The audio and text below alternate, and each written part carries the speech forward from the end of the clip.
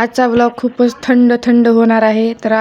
तर तुम्हाला वाटत असेल मी असं का बरं बोलते, तर तुम्ही बघू शकता मी इथं काय बनवलेलं आहे ते. तर सर्वात आधी आपण सकाळपासून सुरुवात करूया. आता सकाळचा डबा द्यायचा असतोय मला मालकाला, आणि सासूबाई काय डबा नेत नाहीत, त्या पण कंपनीमध्येच आहेत. आता सकाळचे बी कामं खूप असतात, त्यामुळं चपाती भाजी त्यांना बनवून डब्याला दिलेली होती मी सकाळी. आणि आता आंघोळ वगैरे करून मी आता देवपूजासाठी आमच्या छोट्याशा बागेमध्ये फुलं लावलेले होते, त्याचे फुलं मी तोडून घेते देवासाठी.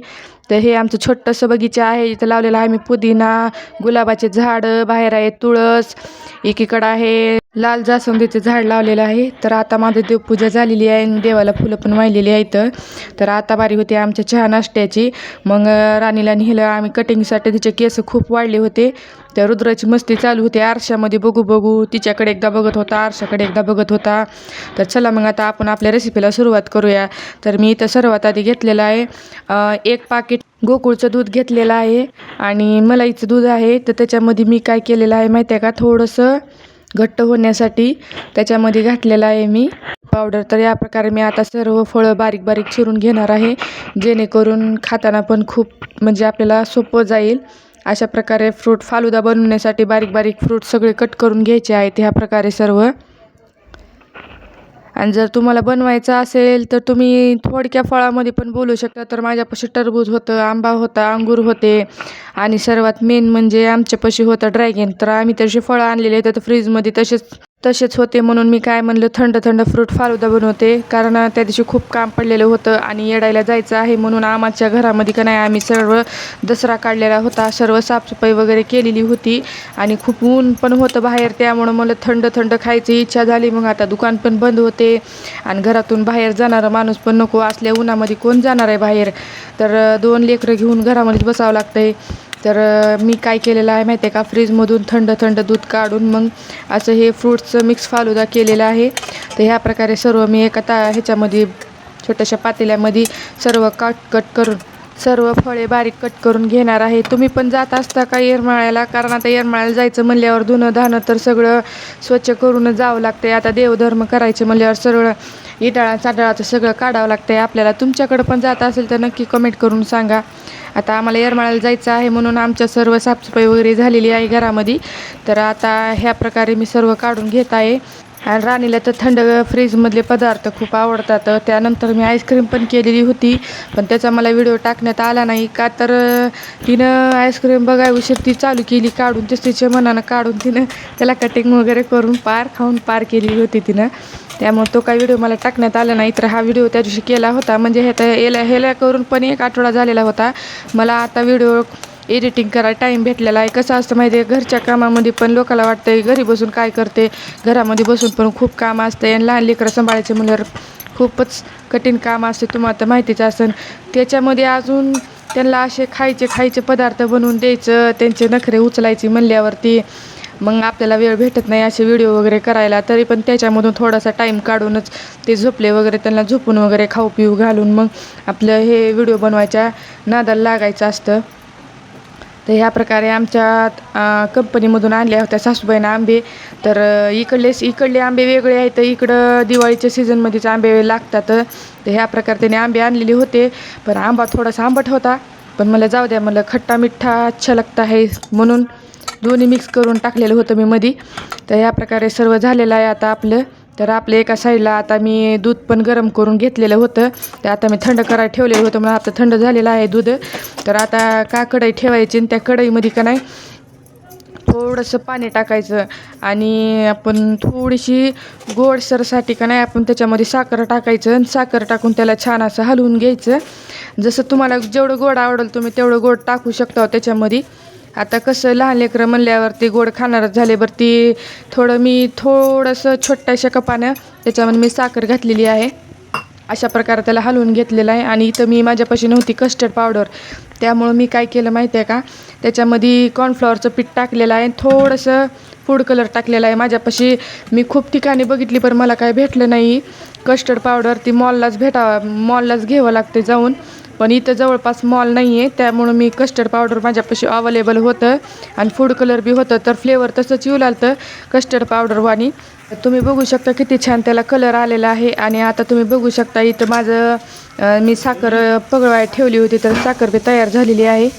आणि आता मी त्याच्यामध्ये दूध मिक्स करणार आहे. आणि आता त्याच्यामध्ये थोडंसं पाणी टाकायचं, जेणेकरून ते छान असं सर्व मिक्स होऊन जाईल. तर आता त्याच्यामध्ये मी इलायची पावडर टाकलेली आहे. इलायची पावडरनं फ्लेवर खूप छान येते. तुम्ही पण इलायची पावडर टाकायला विसरू नका. आणि अशा प्रकारे त्याला थोडंसं हलकंसं उकळू द्यायचं. आणि आता त्याच्यामध्ये मी टाकलेलं आहे, माझ्यापाशी होतं मनुके टाकलेले आहेत. आणि आता त्याला छान असं हलवून घ्यायचं थोडंसं. तर अशा प्रकारे त्याला छान असं गरम होऊ द्यायचं. गरम झाल्याच्या नंतर त्याच्यामध्ये टाकायचं कस्टर्ड पावडर आणि ते फूड कलर मिक्स केलेलं टाकायचं, जेणेकरून आता ते छान असं घट्टसर होतं. आणि त्याला एकदा पळीनं हलवून घ्यायचं. अशा प्रकारे तुम्ही बघू शकता किती छान थिकनेस आलेला आहे त्याला. तर असं थिकनेस आला की मग त्याच्यामध्ये थोडंसं पाणी घालायचं, जेणेकरून थोडंसं म्हणजे पातळ होईल ते, कारण आपले फूड म्हणल्यावरती छान होतं आहे. फूड टाकून घ्यायचे सर्व फळं वगैरे. तर आता त्याला थंड व्हायला मी ठेवलेलं आहे. तर आपलं शिजून निघालेलं आहे.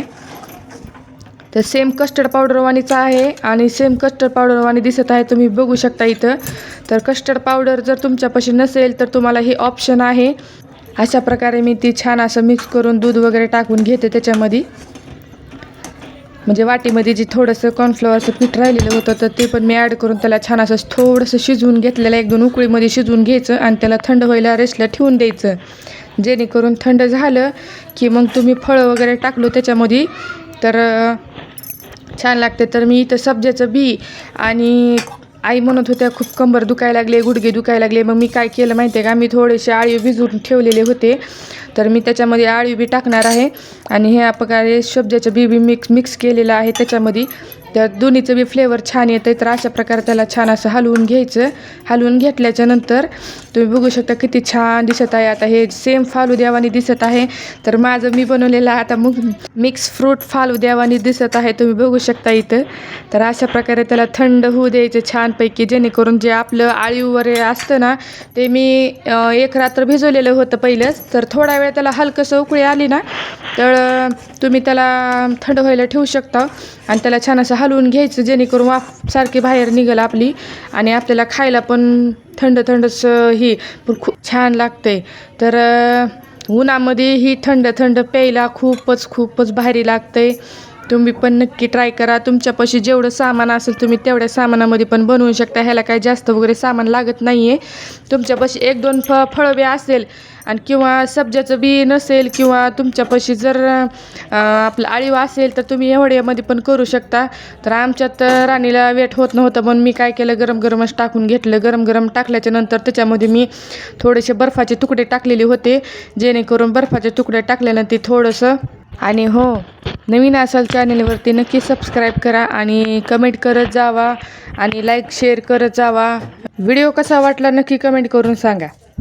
चलो आगे बढे. तर मी फ्रीजरमधलं आईसचं एक पॅकेट काढलेलं होतं, ते बारकं, त्याच्यामध्ये बर्फ करायला ठेवलेलं होतं मी रात्रीच.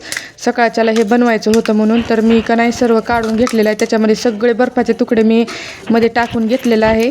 आणि त्याला छान असं हलवून घ्यायचं, म्हणजे कसं जेवढं आपलं गरमी आहे ते सर्व गरमी मी ह्याला 1-2 मिनटामध्ये त्याला थंड करून ठेवलेलं होतं, कारण माझं थोडंसं हलकं कोमट झालेलं होतं.